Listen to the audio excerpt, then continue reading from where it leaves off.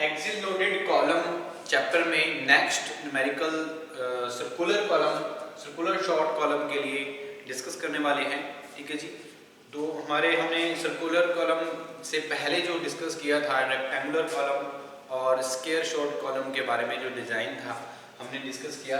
तो अभी हम स्टार्ट करने वाले हैं design A short circular column to carry service load. और सर्विस लोड हमें गिवन है कितना है 1000 kilo Newton using helical reinforcement. ये बात ध्यान रखनी है आपने, यहाँ पे हल्का सा डिफरेंस है। ठीक है जी। कौन सी रिइंफोर्समेंट यूज कर रहे हैं सर्कुलर कॉलम के लिए? Helical reinforcement. ओके। उसके बाद M20 कंक्रीट हमें ग्रेड दिए कंक्रीट के लिए, Fe415 स्टील के लिए दिए, और E minimum eccentricity less than 0.05 D है, उसने ऑलरेडी ये बता दिया है।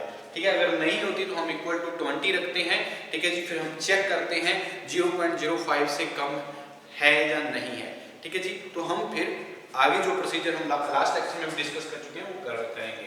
ठीक है। सबसे पहले हमारे पास क्या है, डाटा गिवन क्या है, गिवन डाटा। ठीक है जी। तो हम कैलकुलेट करेंगे जो गिवन डाटा रहेगा वो क्या रहेगा। Okay.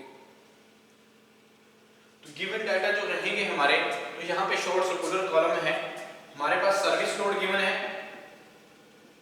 Service load 1000 kilo Newton है। ओके जी। और उसके बाद अगर हम बात करें सर्विस लोड गिवन है तो अल्टीमेट लोड हमें कैलकुलेट करना पड़ेगा, तो हम यूज करेंगे लोड फैक्टर को। ठीक है जी। तो लोड फैक्टर यहां पे ले लेते हैं। तो अल्टीमेट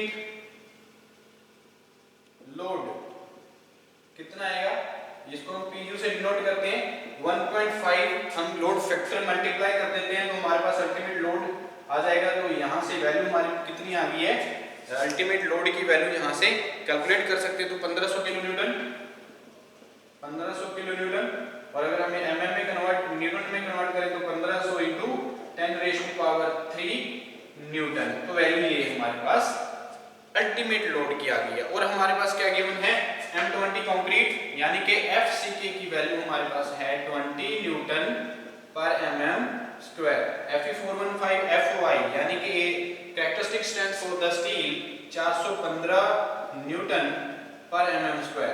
और हमें गिवन है E minimum less than 0.05 D।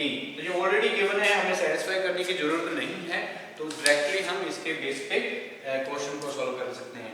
ठीक है जी। तो ये हमें डाटा गिवन है। तो सबसे पहले एज पर IS कोड 456/2000 जो लॉन्गिट्यूडिनल मेन स्टील हम प्रोवाइड करते हैं सर्कुलर कॉलम के लिए, वो वेरी करता है 0.8% टू 6%। यानी कि मिनिमम जो रिइंफोर्समेंट हम प्रोवाइड कर सकते हैं 0.8% ऑफ क्रॉस सेक्शन एरिया, और मैक्सिमम जो रिइंफोर्समेंट हम प्रोवाइड करते हैं वो हम करते हैं 6% ऑफ द ग्रॉस एरिया। तो उसमें से जो बीच की वैल्यू रहेगी हम ले सकते हैं 0.8% से 6%। तो यहां से हमें गिवन नहीं है तो हम एज्यूम करेंगे एज पर IS कोड 456/2000। ठीक है जी। As per IS code 456/2000 the longitudinal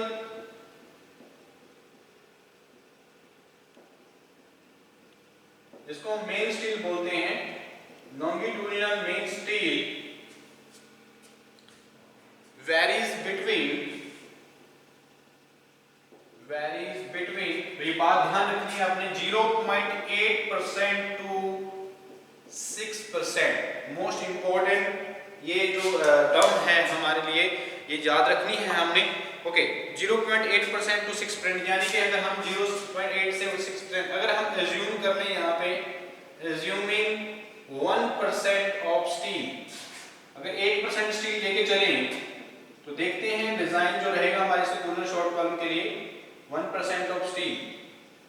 ठीक है जी। तो हमने 1% ऑफ स्टील यूज करने के लिए एज्यूम कर लिया है। तो अगर हम बात करें तो AST हमारे पास यानी कि area of steel in compression कितना रहेगा, 1% of gross area of column. जो ग्रॉस एरिया रहेगा कॉलम का उसका 1% यानी कि हमारा ASC आ सकता है। ठीक है जी। Area of steel in compression. अगर यहाँ पे हम ASC की वैल्यू को फाइंड आउट करें 1%, तो तो आगे अगर फर्दर बात करें तो 1/100 इंटू ए जी क्या होता है? ए ग्रॉस एरिया। तो यहाँ से अगर हम बात करें ए जी की तो हम कैसे कैलकुलेट कर सकते हैं? हमारे को पता है area of concrete equal to क्या रहता है? Gross area minus area of steel in compression. ठीक है जी, तो gross area minus area of steel in compression रहता है। तो यहाँ से अगर हम वैल्यू पुट कर दें तो यहाँ से हमारे पास कितनी वैल्यू आ जाएगी? 1% किया तो ये हमारे पास कितना हुआ? 0.01 Ag के इक्वल होगा ASC। तो ASC की वैल्यू यहाँ पे पुट कर सकते हैं। ठीक है जी, तो ASC की वैल्यू को हम पुट कर सकते हैं यहाँ पे। तो हमारे पास ASC इक्वल टू क्या रहेगा? ASC यहाँ से हम Ag की वैल्यू की है, तो Ag की वैल्यू यहाँ पे देखिए AS इक्वल टू 0.01 Ag आ गया है। तो यहाँ से हम इस टर्म में यूज कर सकते हैं ASC की वैल्यू को। ठीक है जी, यानी कि AC area of concrete equal to Ag की वैल्यू कितनी है? माइनस ASC की वैल्यू कितनी इक्वल टू किसकी है? 0.01 Ag। तो टर्म हमारे पास ये आ गई है। ठीक है जी, तो यहाँ से हमारी टर्म जो है ये आपको यूज में आएगी ये वाली टर्म। ओके, तो यहाँ पे the strength of column with helical reinforcement में बी टेकन एज। तो अगर हम बात करें नेक्स्ट, अगर Ag यहाँ से हम क्या कर लें, ये कॉमन है दोनों साइड से, अगर हम यहाँ से कॉमन लें तो 0.AC की वैल्यू जो आएगी वो कितनी आ रही है? AC इक्वल टू 0.99 Ag आ जाएगी। ठीक है जी, तो एक माइनस हो गया ना। ठीक है जी, 0.99 Ag बच गया, तो ये AC के इक्वल रहेगा। एरिया ऑफ, ये हमें पता होना चाहिए क्या है AC, area of concrete.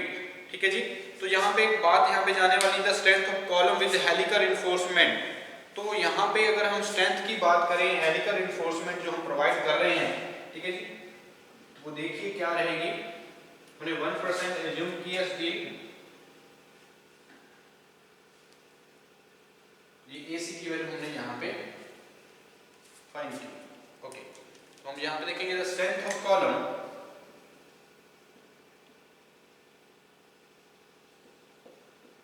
Strength of column for जो लैटरल टाइज की जगह पे हम यहाँ पे क्या करें? हेलिकल रिइंफोर्समेंट करेंगे। With helical reinforcement, with helical reinforcement may be taken as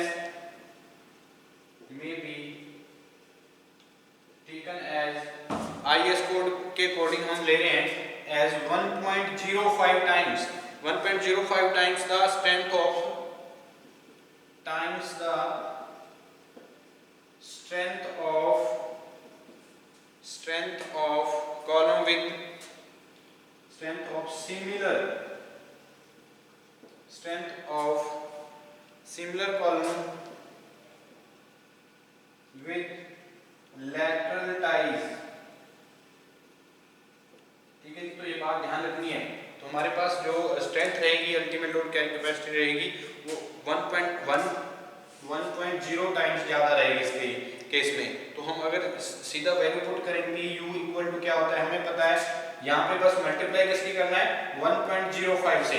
ठीक है जी, अगर 1.50 से कर देंगे मल्टीप्लाई, तो जो हमारी पहले वाली टर्म है वो इक्वल टू रहेगी, जैसे लैटरल टाइज के लिए यूज करते थे, 0.4 FCK AC plus 0.67 FY ASC।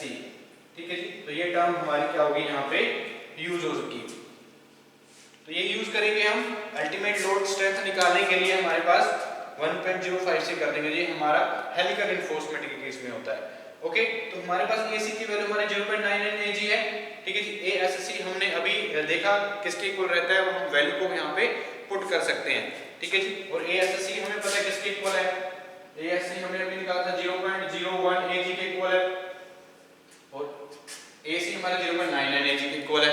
तो ये बात यहाँ पे हम देख लेंगे। ओके, तो ये वैल्यूज हम पुट कर सकते हैं। PU की वैल्यू कितनी थी हमारे पास?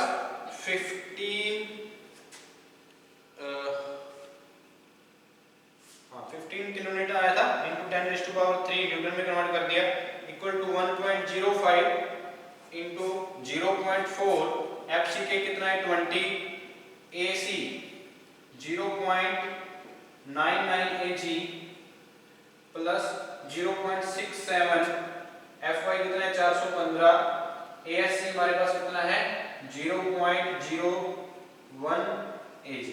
ठीक है जी, तो हमारे पास अननोन क्या है ग्रोस एरिया। तो यहां से आफ्टर द कैलकुलेशन हम ग्रोस एरिया को कैलकुलेट कर सकते हैं।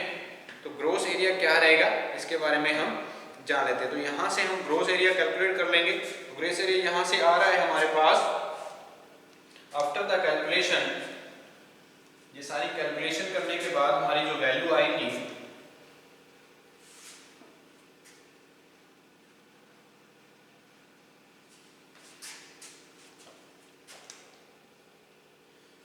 कैलकुलेशन करने के बाद जो हमारे पास वैल्यूज आने वाली हैं 15 10⁻³ और ये पूरी कैलकुलेशन जो रहेगी 11.26 AG। ठीक है जी, तो AG इक्वल टू क्या होगा 1500 × 10⁻³ बाई 11.26।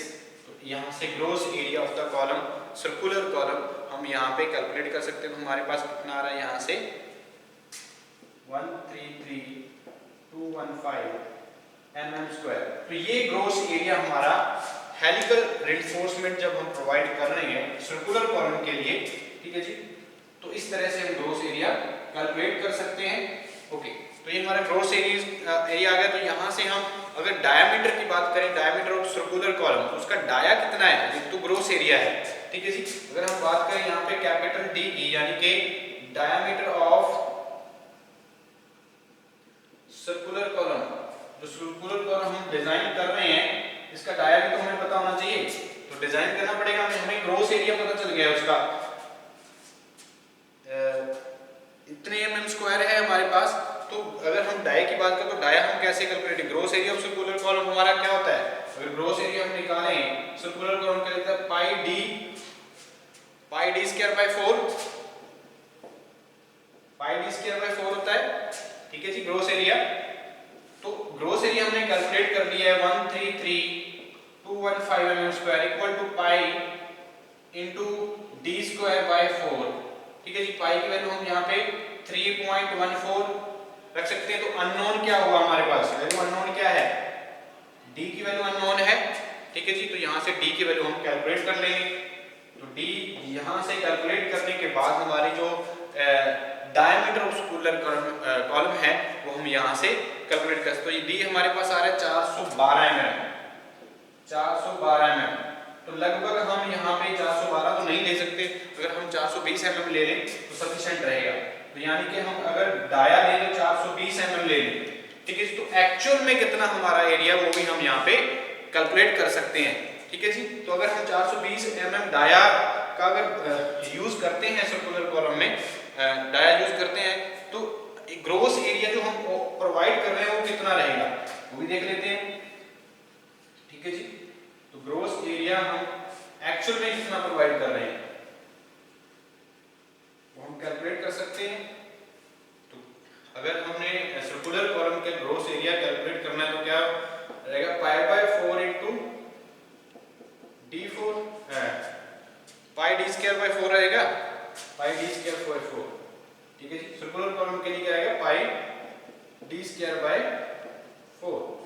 तो 3.14 × 420 का स्क्वायर कर देंगे और बाय 4। तो यहाँ से हम ग्रोस एरिया कैलकुलेट कर सकते हैं। ग्रोस एरिया कैलकुलेट करने के बाद हमारे पास आता है 138,544 mm²।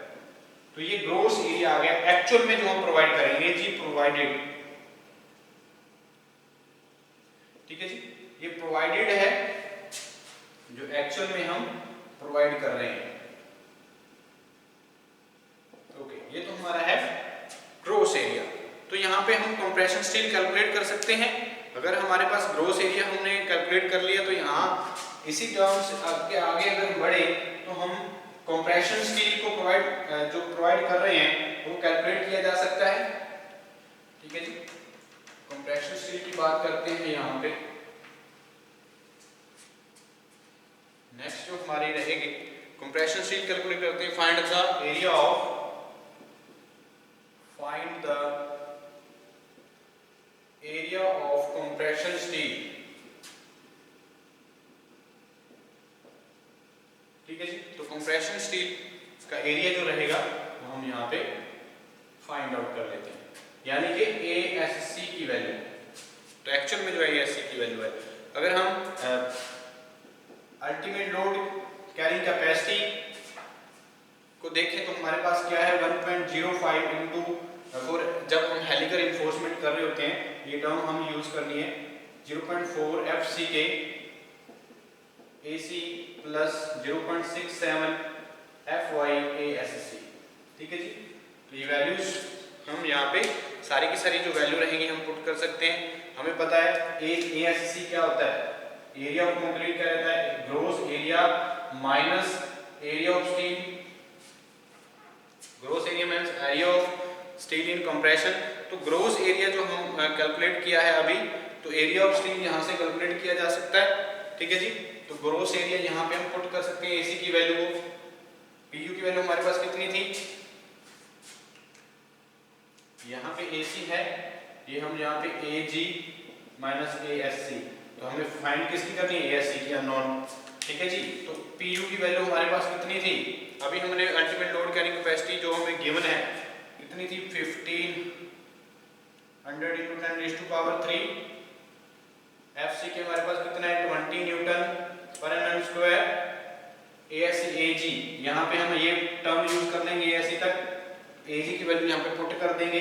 AG की वैल्यू कितनी है, ग्रॉस एरिया भी हमने फाइंड आउट किया 138,544 mm स्क्वायर। हमने gross area of circular column अभी कैलकुलेट किया था। ठीक है जी, तो यही हमारा एज इट रहेगा, इसको हमने कैलकुलेट करना है, प्लस क्या रहेगा FY 415 न्यूटन पर mm स्क्वायर और ASC हमने कैलकुलेट करना है। तो ये टर्म हम सारी की सारी जो अननोन वैल्यूज हैं यहाँ पे नोन वैल्यूज हैं वो हम पुट कर देंगे और ASC की वैल्यू को हम यहाँ पे कैलकुलेट करेंगे। तो ASC यहाँ से हमारी जो वैल्यू आ रही है ASC की आफ्टर द कैलकुलेशन वो आएगी हमारे पास 1186 mm स्क्वायर। ठीक है जी, तो ये वैल्यू आपने याद रखना हमारी किसके लिए है, area of steel in main steel. तो ये मेन स्टील हमने प्रोवाइड कर दिया है सर्कुलर कॉलम में, तो इतना एरिया रिक्वायर्ड एरिया है। तो अगर रिक्वायर्ड एरिया इतना आ रहा है, तो अगर हम यहाँ पे ये क्योंकि डिजाइन कर रहे हैं तो हम कितने mm का जो सरिया है यानी कि बार्स हैं वो हम प्रोवाइड करें और देखें एक्चुअल में हम कितना एरिया प्रोवाइड कर रहे हैं। ठीक है जी, तो एक्चुअल में हम यहाँ पे चेक कर सकते हैं। हमारे पास ASC की वैल्यू 1186 आती है। तो उसके बाद अगर बात करें यूजिंग सर्कुलर कॉलम में हम 16 mm का डाया यूज करेंगे, डाया बार्स। अगर 16 mm का यूज करते हैं तो एक बार का डाया वन बार का एरिया कितना है, area of one bar, area of one bar π/4 × d square. d हमारे पास कितना है 16 का स्क्वायर, तो हमारे पास किसकी वैल्यू आएगी, एक बार के एरिया आ जाएगा 201.07 mm स्क्वायर। तो यहां से हमारे पास वन बार का आ गया, रिक्वायर्ड एरिया हमें पता है। ठीक है जी, तो नंबर ऑफ बार्स हम कैलकुलेट कर सकते हैं। तो नंबर ऑफ बार रिक्वायर्ड कितने हैं, नंबर ऑफ बार्स रिक्वायर्ड, तो क्या रहता है जितना रिक्वायर्ड एरिया रहेगा मेन स्टील का by area of one bar, area of one bar, तो इक्वल टू करेंगे ASC की वैल्यू हमारे पास कितनी है 1186 बाय 201.07। तो यहां से नंबर ऑफ बार्स को कैलकुलेट किया जा सकता है। ठीक है जी, आफ्टर द कैलकुलेशन हमारा 5.89 यानी कि लगभग 6 बार्स आ रहे हैं, हम प्रोवाइड कर सकते हैं इस एरिया में। अगर इतना एरिया यूज कर रहे हैं, ठीक है जी, तो हम 6 बार यहाँ पे यूज कर सकते हैं सर्कुलर कॉलम में। तो यहाँ पे हम मिनिमम नंबर ऑफ बार्स जो रिक्वायर्ड रहते हैं सर्कुलर कॉलम के लिए वो कितने रहते हैं, 6 रहते हैं। ठीक है जी, मिनिमम हम 6 करने ही होते हैं। तो हमारा अगर बात देखें तो ये सही है। ज़ूमिंग डायमीटर ऑफ बार और हेलिकल रिइंफोर्समेंट अगर हम बात करें तो यहाँ पे हम क्या करेंगे, प्रोवाइड करेंगे 6 mm का ही। ठीक है जी, तो ये बात ध्यान रखना, अगर यहाँ पे 6 बार आ रहे हैं, यहाँ पे 7 होते ठीक तो भी फिर हम 8 यूज कर सकते थे। ठीक है जी, तो अगर यहाँ पे 5 होते तो हम नहीं करते, हम 6 करते, क्योंकि मिनिमम रिइंफोर्समेंट जो करते हैं जो हमारी सर्कुलर कॉलम है उसमें हम मिनिमम रिइंफोर्समेंट जो रहती है वो 6 बार ही हमने प्रोवाइड करने होते हैं। Minimum reinforcement number of bars की बात करते हैं तो ठीक है जी, तो नंबर ऑफ बार्स मिनिमम हम 6 करते हैं, तो इसलिए हम will provide hence we provide 6 mm 6 bar use करेंगे हम, 6 बार्स ऑफ 16 mm डाया। ठीक है जी, तो डाया हम यूज कर रहे हैं 16 mm as longitudinal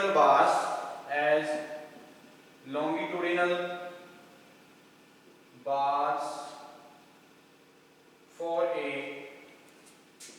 circular column। ठीक है जी, तो यहाँ पे सर्कुलर कॉलम में ये हमने जो है। अब हम बात करते हैं हेलिकल रिइंफोर्समेंट की।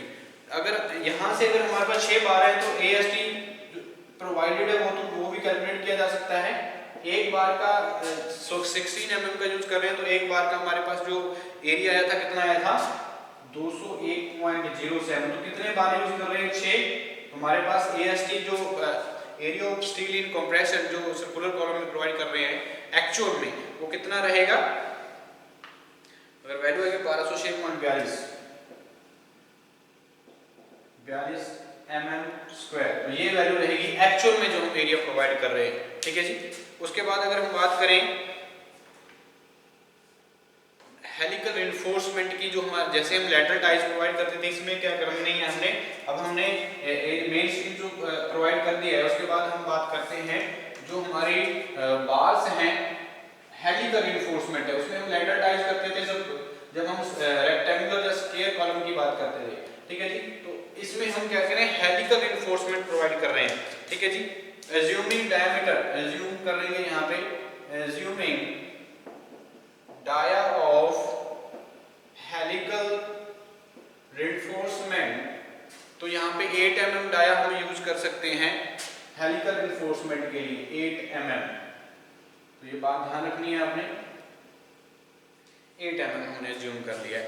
ठीक है जी, अब हम क्लियर कवर की बात करते हैं। हेलिकल रिइंफोर्समेंट में क्लियर कवर की हम अगर बात करें क्लियर कवर की तो वो हम 40 mm का यूज करते हैं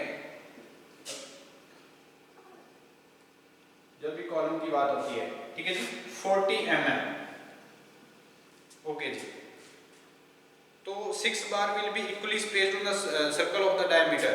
तो एक जो स्पेस रहेगा वो उसमें स्पेसिंग ऑफ सर्कमफेरेंस वो भी हमें देखनी होगी जहाँ पे। ठीक है जी, तो देखिए क्लियर कवर हमने 40 mm यूज किया है, 6 बार को हमने इक्वली क्या करना है, उसको इक्वली स्पेस पे हमने जो प्रोवाइड करने हैं वो कैसे किया जा सकता है ये देखिए। तो जितना है हमारे पास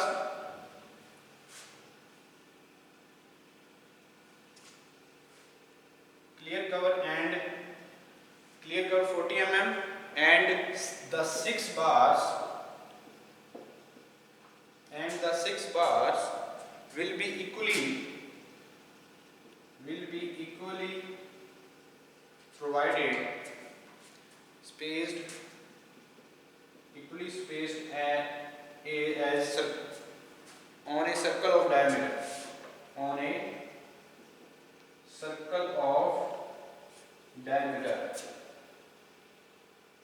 तो क्या रहेगा इक्वल टू, हमारे पास जो साइज आया था अगर 420 हमारी वैल्यू आई थी हमारे पास जो हमने कैलकुलेट की डी की वैल्यू जो डाया आया था हमारे सर्कुलर कॉलम का, तो डाया में हमने इक्वली स्पेस पे क्या करना है, अब 6 बार को इक्वली स्पेस पे हमने सर्कल के डाया के प्लेस करने हैं। तो वो कैसे करेंगे, 420 कवर हमने यूज किया, माइनस कर देंगे 2 टाइम्स ऑफ कवर, और जो हेलिकल रिइंफोर्समेंट है वो उसका डाया को भी माइनस कर देंगे 2 times of helical dia, helical reinforcement dia.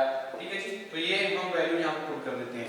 हमारे पास कितनी इक्वली स्पेस करेंगे, तो 420 माइनस 2 इंटू क्लियर कवर कितना है 40 माइनस 2 टाइम्स हेलिकल डाया कितना है 8 mm। तो यहाँ से वैल्यू जो आई है हमारे पास कितनी आ रही है 324 mm। तो 324 mm का जो स्पेस रहेगा, इक्वली स्पेस हमारा रहेगा, इसको हम यहाँ से 324 का जो हमारे पास स्पेस है, इसको हम अगर हम बात करें स्पेसिंग को, बात हम सर्कमफेरेंस की बात करें तो उसमें कितनी रहेगी। ठीक है जी, स्पेसिंग की बात करते हैं, spacing of bars on circumference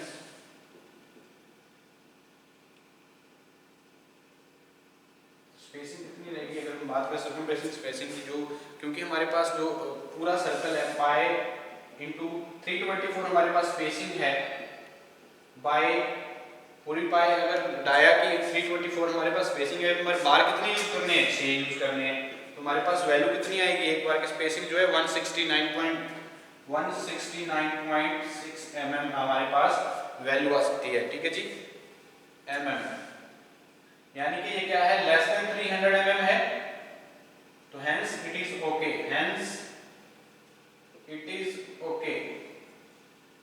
ये जो स्पेसिंग जो हम प्रोवाइड कर रहे हैं ये सही है बिल्कुल ओके। इस तरह से हम इसको क्या करेंगे, डिजाइन कर सकेंगे। हमारे हेलिकल रिइंफोर्समेंट हमने देखी इसमें सर्कुलर कॉलम में, और जो हमारे स्पाइरल रिइंफोर्समेंट है वो भी देखेंगे हम कैसे डिजाइन करें। हम नेक्स्ट लेक्चर में देखेंगे इसी क्वेश्चन को हम नेक्स्ट लेक्चर में डिस्कस करेंगे। डिजाइन ऑफ स्पाइरल रिइंफोर्समेंट, अगर हम स्पाइरल रिइंफोर्समेंट करते हैं वो कैसे डिजाइन करें, हम एक डिटेल शो करेंगे आपको। ठीक है जी, वो डिटेल शो एक डायग्राम के थ्रू हम समझेंगे जो डिजाइन है स्पाइरल रिइंफोर्समेंट की वो कैसे की जाती है। ठीक है जी, और मिनिमम और जो हेलिकल रिइंफोर्समेंट करते हैं वो क्या रहती है। तब तक ये हमारा क्वेश्चन यहाँ तक है, तो लेक्चर नेक्स्ट में हम डिस्कस करने वाले हैं design of spiral reinforcement, same question का।